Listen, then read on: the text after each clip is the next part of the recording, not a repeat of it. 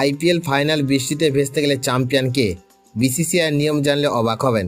বন্ধুরা, আপনারা যদি দেখতে চান তাহলে ভিডিওটি শেষ অবধি দেখতে হবে, চ্যানেলটিকে সাবস্ক্রাইব করে একটা লাইক দিতে হবে এবং নোটিফিকেশন বেল আইকন দাবাতে হবে। রবিবার আইপিএল 2026-এর মহারণে মুখোমুখি হতে চলেছে রয়্যাল চ্যালেঞ্জার্স বেঙ্গালুরু এবং গুজরাট টাইটান্স। দুই দলে দ্বিতীয়বারের মতো আইপিএলের ট্রফি জয়ের স্বপ্ন দেখছে। ক্রিকেট প্রেমীদের নজর এখন আহমেদাবাদের নরেন্দ্র মোদী স্টেডিয়ামের দিকে। তবে ম্যাচের আগে একটি প্রশ্ন ঘুরপাক খাচ্ছে সবার মনে, যদি বৃষ্টির কারণে ফাইনাল ম্যাচ সম্পূর্ণ না হয় তাহলে চ্যাম্পিয়ন হবে কোন দল? এই পরিস্থিতির জন্য আগেই বিশেষ নিয়ম তৈরি করে রেখেছে ভারতীয় ক্রিকেট বোর্ড বা বিসিসিআই। ফাইনালের জন্য রাখা হয়েছে একটি রিজার্ভ ডে, অর্থাৎ রবিবার কোনো কারণে খেলা শুরু না হলে বা মাঝপথে বন্ধ হয়ে গেলে ম্যাচের বাকি অংশ সোমবার সম্পূর্ণ করা হবে।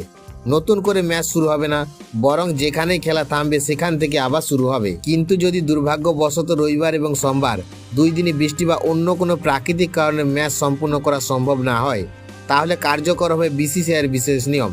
সেই ক্ষেত্রে লিগ পর্বে যে দল শীর্ষস্থানে ছিল তারাই চ্যাম্পিয়ন ঘোষণা হবে। আর সেই সুবিধা রয়েছে রয়্যাল চ্যালেঞ্জার্স বেঙ্গালুরুর কাছে, কারণ তারা লিগ পর্ব শেষ করেছিল 1 নম্বরে আর গুজরাট টাইটান্স ছিল দ্বিতীয় স্থানে। তাই ম্যাচ না হলে ট্রফি উঠবে রজত পাতিদারের হাতে। তবে আবহাওয়ার পূর্বাভাস বলছে বৃষ্টির সম্ভাবনা খুবই কম, ফলে ক্রিকেট প্রেমীরা উপভোগ করতে পারবেন একটি জমজমাট আইপিএল ফাইনাল।